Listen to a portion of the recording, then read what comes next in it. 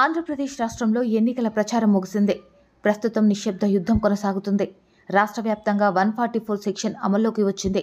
ఇక ఇదే సమయంలో జూన్ 1వ తేదీ వరకు ఎగ్జిట్ పోల్స్పై నిషేధం ఉంటుందని రాష్ట్ర ఎన్నికల ప్రధాన అధికారి ముఖేష్ కుమార్ మీనా వెల్లడించారు. ఏపీలో 175 అసెంబ్లీ స్థానాలతో పాటు 25 లోక్సభ స్థానాలకు మే 13న జరగనున్న పోలింగ్కు అన్ని ఏర్పాట్లు చేసినట్లుగా ఆయన తెలిపారు. ఇక ఇదే సమయంలో రాష్ట్రంలో ఎలక్షన్ కోడ్ అమల్లోకి వచ్చిన నాటి నుంచి ఇప్పటి వరకు పట్టుబడిన నగదు వివరాలను వెల్లడించారు. అయితే తెలంగాణ రాష్ట్రంలో పట్టుబడిన నగదు కంటే ఆంధ్రప్రదేశ్లో చాలా తక్కువ నగదు పట్టుబడటం ఇప్పుడు ఆసక్తిని కలిగిస్తుంది.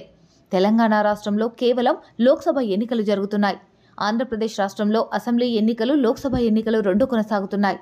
ఏపీ రాజకీయ పార్టీలన్నీ ప్రతిష్టాత్మకంగా తీసుకున్న ఆంధ్రప్రదేశ్ రాష్ట్రంలో ఈసారి ఎన్నికలలో మార్చి 16న ఎన్నికల కోడ్ అమల్లోకి వచ్చిన నాటి నుంచి ఇప్పటి వరకు 269.28 కోట్ల రూపాయల నగలు, మద్యం, ఉచితాలు తదితరాలు పట్టుబడినట్లు ఆంధ్రప్రదేశ్ సీఈఓ ముఖేష్ కుమార్ మీనా తెలిపారు.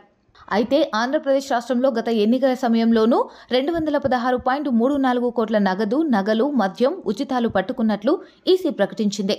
2014 ఎన్నికల నాటి నుంచి ఇప్పటి వరకు ప్రతి 5 ఏళ్లకు ఒకసారి ఎన్నికల సందర్భంగా పట్టుబడుతున్న నగదు పెరుగుతూనే వస్తుంది. ఇదిలా ఉంటే పొరుగు రాష్ట్రమైన తెలంగాణ రాష్ట్రంలో కేవలం లోక్సభ ఎన్నికలు జరుగుతున్నాయి. ఎన్నికల సందర్భంగా ఎన్నికల షెడ్యూల్ విడుదలైన నాటి నుంచి ఇప్పటి వరకు ఎన్నికల ప్రక్రియలో భాగంగా మొత్తం సుమారు 320 కోట్ల రూపాయల నగలు, మద్యం, ఉచితాలను స్వాధీనం చేసుకున్నట్లు తెలంగాణ రాష్ట్ర ఎన్నికల ప్రధాన అధికారి వికాస్ రాజ్ వెల్లడించారు. ఆంధ్రప్రదేశ్ రాష్ట్రంలో అసెంబ్లీ ఎన్నికల వేళ నియోజకవర్గానికి 75 కోట్ల నుంచి 100 కోట్ల వరకు ఖర్చు పెడుతున్నట్లు, ధన ప్రవాహం జోరుగా సాగుతుందని, 2 తెలుగు రాష్ట్రాల్లోనూ చర్చ జరుగుతున్న వేళ తెలంగాణ రాష్ట్రం కంటే ఏపీలో తక్కువ మొత్తంలో నగదు పట్టుబడటం ఇప్పుడు అందరి దృష్టిని ఆకర్షిస్తుంది.